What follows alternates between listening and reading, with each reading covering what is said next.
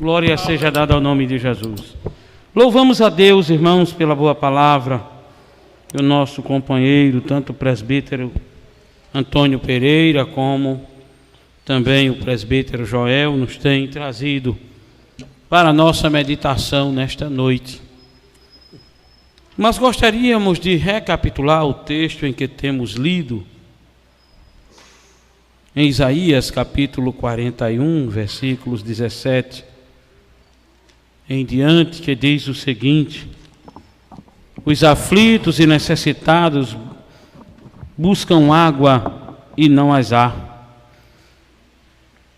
e a sua língua se seca de sede, mas eu, o Senhor, os ouvirei.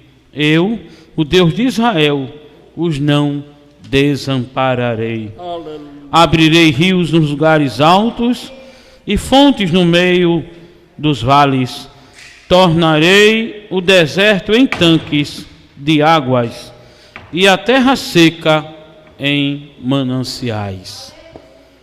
Glória seja dada ao nome de Jesus. Meus amados irmãos, estávamos meditando um pouco acerca daquilo que Deus fala e também acerca daquilo que o nosso Deus ele faz. O nosso Deus é um Deus criador dos céus e da terra, todo-poderoso, e que nele não há sombra de variação. Ele criou, ele é quem tem autoridade, ele é quem faz. Nós somos suas criaturas e não podemos dizer a ele que ele não pode fazer ou que ele não deve fazer. Eu creio e a minha Bíblia afirma que o nosso Deus é um Deus soberano. É um Deus que para agir não precisa pedir autorização a ninguém, porque ninguém há acima dele. Ele é superior a todas as coisas. Ele comanda a natureza. Ele comanda o vento. Ele ordena ao vento para que sopre, o vento sopra. Ele ordena ao vento que pare, e o vento para. Ele comanda as águas. Ele manda que as águas se embraveçam e elas se embravecem. Ele manda que elas se acalmem e elas se acalmam. Ele comanda o céu, ele comanda a terra, ele comanda o dia, ele comanda a noite. O nosso Deus, ele é tão poderoso, ele é tão grande, que quando ele criou a terra, ele criou um movimento de rotação e criou um movimento de translação. Ele criou o sistema solar. E eu até conjecturo um pouco em relação à criação da terra. E ele pegou um bolão de barro assim, machucou, amassou, modelou. E no ar mesmo ele disse: olha, terra, eu vou te criar. E como se fosse uma criança que roda a sua carrapeta. E fez assim, e a terra começou a rodar, que é chamado movimento de rotação. E está rodando até hoje, desde a criação. Está rodando até hoje. Não parou de girar ao redor de si mesma até hoje. E ele colocou um cordão amarrando a terra no sistema solar. Como é o nome desse cordão, pastor? Nada. O nome do cordão é nada. Ele pendurou no cordão chamado nada. E colocou a terra para girar, e ela gira até hoje. E ele deve ter dado também um comando no sistema solar, que os planetas, além de rodarem ao redor de si mesmos, estão rodando em torno do Sol. E até hoje existe a Lua clareando a noite e o Sol clareando o dia, e há uma separação exatamente igual. Não passa nem diminui nem um minuto, nem uma hora. O sistema é preciso. Criou as águas do mar e disse: olha, mar, tu vai vir até aqui, daqui por diante tu não vem mais, tu volta. E foi chamado o sistema de maré. Tem hora que a maré levanta, tem hora que a maré baixa, e a água fica balançando para lá e para cá, e não invade a terra. Por quê? Porque Deus deu a ordem para que ele não invadisse, mas também na hora que ele disser invada, ela invade, porque ele é quem controla todas as coisas. O nosso Deus é soberano, o nosso Deus é grande. E o que me chama também a atenção nesta noite, que o nosso Deus não é um Deus transcendente. Nosso Deus é um Deus imanente. O que é isso, pastor? Eu vou dizer a você agora. O transcendente é aquele que cria as coisas, mas que está dentro da razão, dentro do sistema científico. Criou-se um medicamento. Não é um Deus, é uma coisa transcendente, porque criou-se e está sendo palpável, está sendo uma coisa que se vê, que se pega e que age no meio da situação, da população. É uma coisa que se vê e que não tem vida. Mas e o imanente? O imanente é um Deus que cria o ser humano e cuida dele nos mínimos detalhes até o dia de hoje. Ele não criou Adão e Eva, soprou nas suas narinas e disse: vivam de qualquer jeito. Não. Ele criou também um padrão de vida para que eles vivessem o adorando a Ele. Mas o homem foi ludibriado por Satanás e veio a pecar. E a Bíblia nos diz em capítulo 6 de Romanos, versículo 3 e 23, todos pecaram e destituídos foram da glória de Deus. Mas Deus, ele é um Deus imanente. Ele se preocupa comigo, com você. Ele se preocupa com a sua criatura.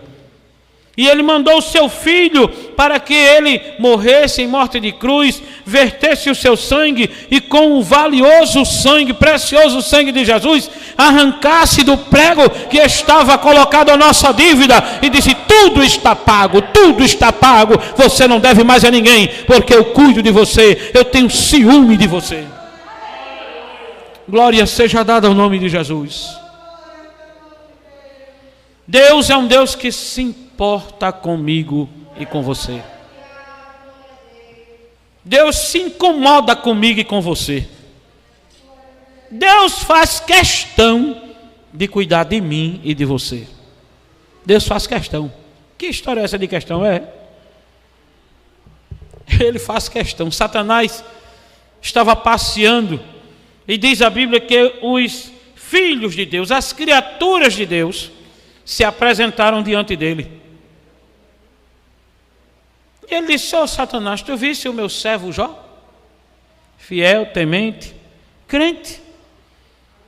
E Satanás disse: ele tem tudo. Ele tem tudo. Deixa eu mexer com ele. Aí veja o questionamento de Deus, a questão de Deus. O cuidado de Deus. Mexa. Agora tem uma coisa. Eu vou lhe dar um limite. Aleluia. Aleluia. Vou lhe dar um limite. Mexa na vida dele, nos bens todinho. Mexa até na saúde dele. Agora, na vida, não. Você não tem o direito de matá-lo.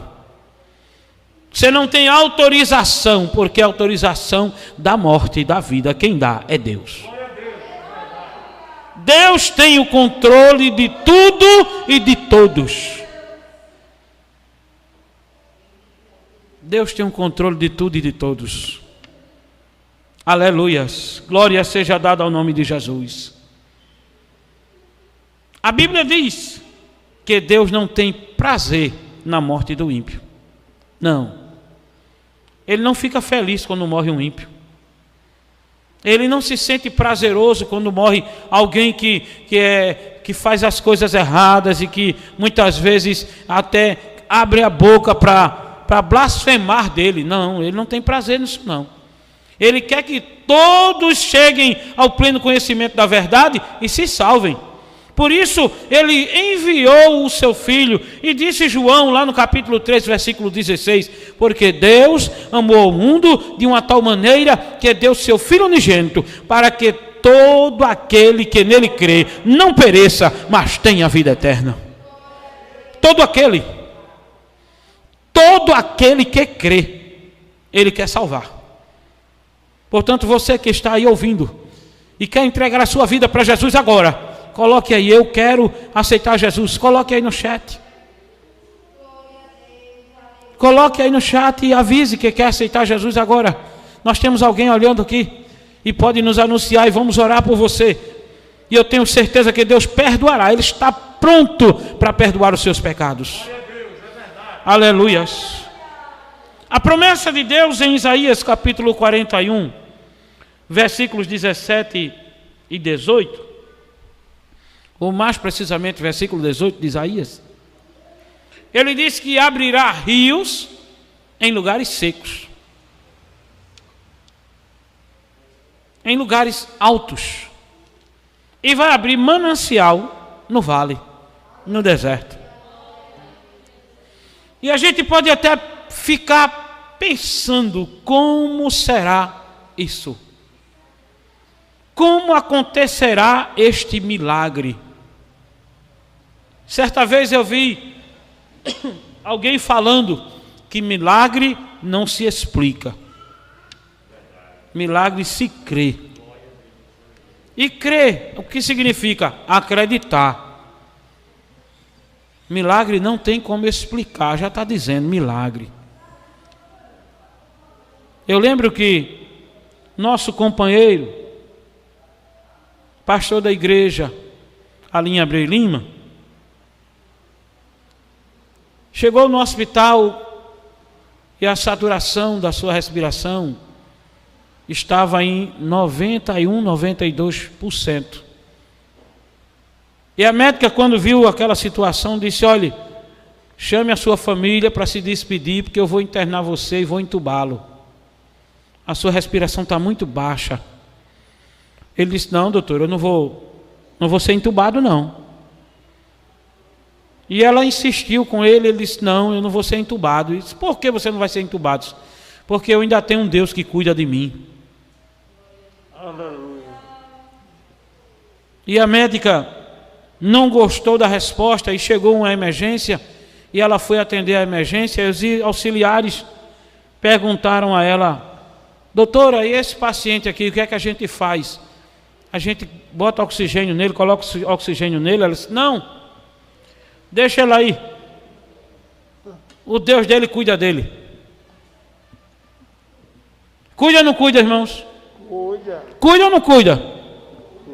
Quando ela terminou de atender a emergência, voltou para ele e disse: deixa eu ver aqui como é que está a sua respiração.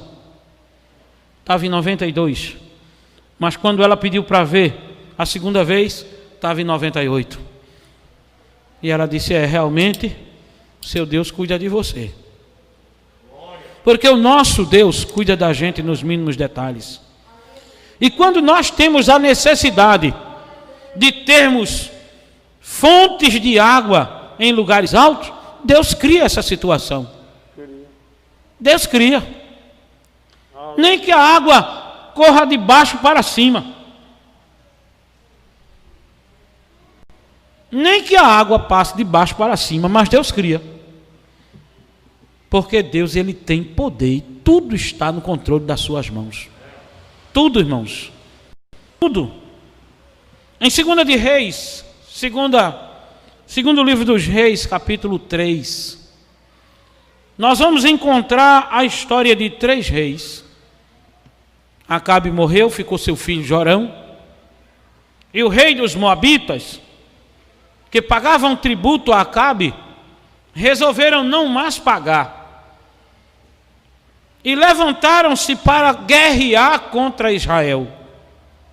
E Jorão, filho de Acabe, rei de Israel, chamou a Josafá, rei de Judá, e disse: tu vai me ajudar na batalha? E Josafá disse: vou. Os meus cavalos são os teus cavalos, os meus soldados são os teus soldados, o meu povo é o teu povo, e nós vamos lutar junto contra os moabitas. Chamaram também o rei de Edom, e quando encontraram-se os 3 reis, começaram a discutir alguma estratégia, algum caminho para investir contra os moabitas. E o caminho que Jorão tomou era um caminho que não estava correto.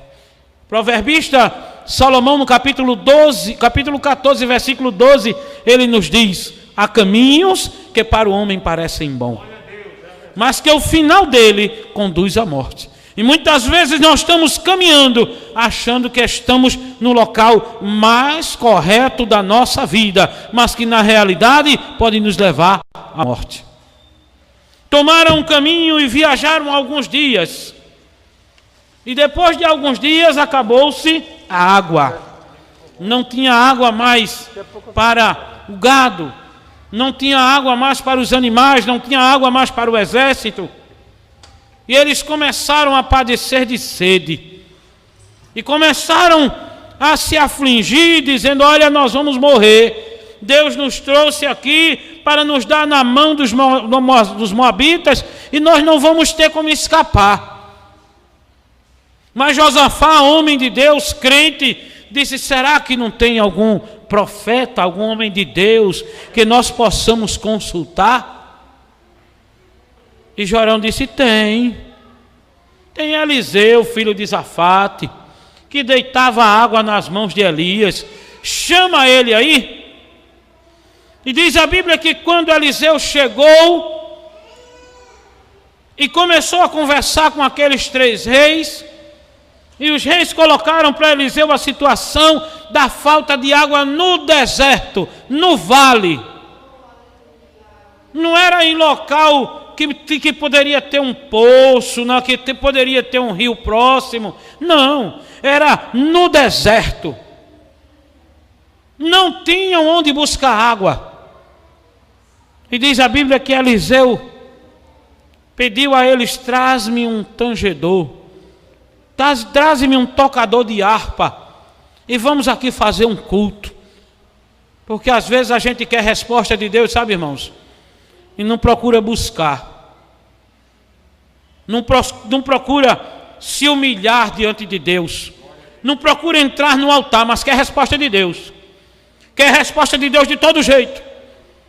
Mas Eliseu disse: trazei-me um tocador de harpa, porque eu quero aqui me ligar com os céus. Eu quero aqui me preparar para ouvir aquilo que Deus tem para falar conosco. E diz a Bíblia que o tangedor, ao tanger a harpa, ao tocar aquele instrumento, o Espírito Santo de Deus desceu sobre Eliseu, e ele disse: olha, fazei muitas covas neste vale, começai a cavar, porque não haverá vento, nem haverá chuva, mas todavia, essas covas se encherão de muita água, onde beberá o teu gado, os teus animais e o teu exército. E o que é que eu vejo com isso? Eu vejo com isso o cuidado de Deus para com o seu povo, o cuidado de Deus para conosco. E diz a Bíblia que não sabemos quantos dias, porque a Bíblia não precisa quantos dias aconteceu o milagre, mas começou a jorrar água. Ninguém sabe se apareceu algum olho d'água. Eu não sei se alguém aqui já viu um olho d'água. Mas uma certa vez, eu fui tomar banho em um rio, e lá tinha um olho d'água. E eu achei muito interessante que se a gente colocar a mão onde está borbulhando, onde está saindo aquela água, com menos de 1 minuto, ele começa a borbulhar em outro lugar. E você vai para outro lugar, tampar também aquela fonte, aquele olho d'água, e ele volta para outro lugar. Não tem como segurar o olho d'água. E eu imagino que Deus deve ter dado a ordem à natureza e disse: comece a aparecer olhos d'água aí nesse vale. Aleluias, glória seja dada ao nome de Jesus. E os lençóis freáticos devem ter se direcionado para aquele vale e começar a borbulhar água, para que se cumprisse a palavra de Deus através do profeta Eliseu. Aleluias. Glória seja dada ao nome de Jesus. E muitas vezes a vida da gente está num deserto, numa sequidão que parece que a gente vai morrer. Aleluia. Glória a Deus. Talvez nem precisemos de água, H2O. A água literalmente falando. Mas precisamos de um pingo de azeite da graça de Deus na nossa vida. Precisamos molhar o nosso coração. E às vezes nem temos lágrimas para chorar diante de Deus. Mas Ele está dizendo para você nesta noite: não haverá chuva, nem haverá vento. Todavia, a tua alma será molhada com a graça do Espírito Santo de Deus. Não sei o que Deus vai usar para fazer mudar a situação da tua vida. Não sei. Mas Ele vai fazer mudar a situação. Porque Ele está dizendo para você: olha, eu abrirei rios em lugares altos. Onde é que já se viu rio em alto? Onde é que já se viu rios em lugar alto? Nós moramos aqui na cidade do Recife, e a cidade de Recife é cheia de morro. Não é, meus irmãos? Não é assim? Inclusive aqui ao nosso redor, nós temos vários morros. Eu queria saber se vocês conhecem algum rio em algum desses morros. Tem algum? Tem algum?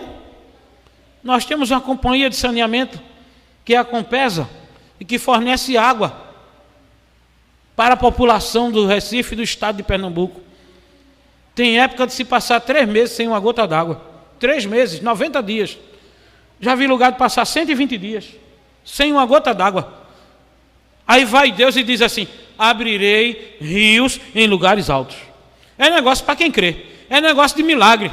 É negócio para crente. Glória seja dada ao nome de Jesus.